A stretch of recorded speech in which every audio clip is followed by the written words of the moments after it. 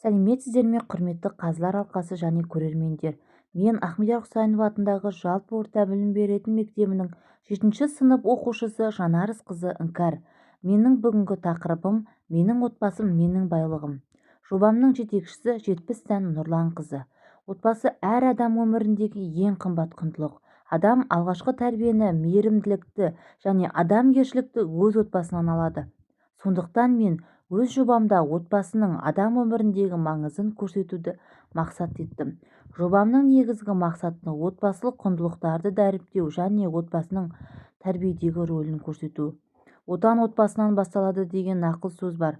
Шынында адам бойындағы жалпы қасиеттердің бәрі отбасында қалыптасады. Біздің отбасымыз өте еңбекқор және ұйымшыл отбасы. Менің әкем Мұстажап Жанарыс Шапағатұлы мал шаруашылығымен айналысады. Әкем өте еңбекқор адам. 2021 жылы әкем өз қолымен трактор жасап шығарды. Бұл жаңалық көпшілікке қызықты болды және Қазақстан ұлттық телеарнасында көрсетілді. Осы еңбегі үшін әкем ауданымызда 2021 жылдың жыл жаңалығы атағына ие болды. Біз әкемізді мақтан тұтамыз.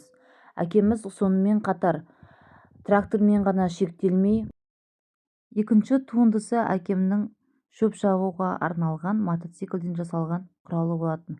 Әкем бұрынғы пайдасыз қалған Орал мотоциклін пайдаланып жақсы құрал ойлап тапты. Осы құралдың арқасында қорадағы малдың шөбін өзі шауып таситын.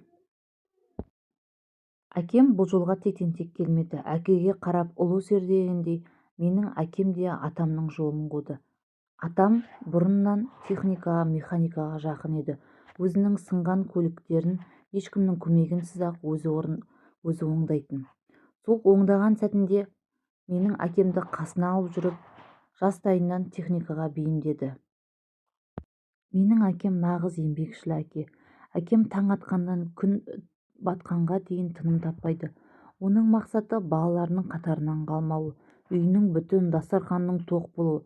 Мұндай әкенің қолы күс-күс болғанымен жүрегі жұмсақ, ниеті таза болады. Ол қиындықтан қашпайды, керісінше кез келген істің шешімін таба біледі. Әкем тек қана трактор шығарумен ғана айналыспайды. Менің әкем 8 қырлы, бір сырлы адам. Ол жаз айында көктем шыға бастаған сәттен бастап жер жыртып өз қолымен, қасына достарын ертіп, біздің інімізді алып барып, жерді жыртып, көкөністердің дәндерін себеміз. Содан кейін барлығымыз бірлесіп, әкем, анам, бауырларыммен сол еккен көкөністерді суарамыз. Және сол көкөністердің қалай өскенін бізге әкем көрсетіп отырады. Оның қалай тамырланғанын, кішкене ғана дәннен үлкен өнім алып, біз сол өнімнің дәмін сезініп, отбасымызбен бірге жейміз. Әкем үнемі қасына біздерді тастамайды. Ол дегеніміз еңбектің наны тәтті, жалқаудың жаны тәтті дегеннің белгісі. Бірлік бар жерде тірлік бар деп бекер айтпаған.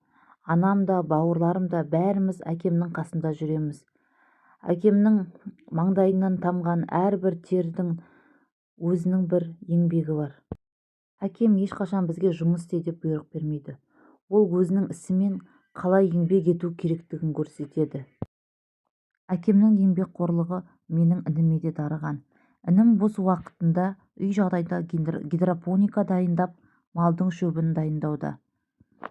Жақсы әке 10 мектептің орнын басады. Әкелеріміз аман болсын. Назарларыңызға рахмет.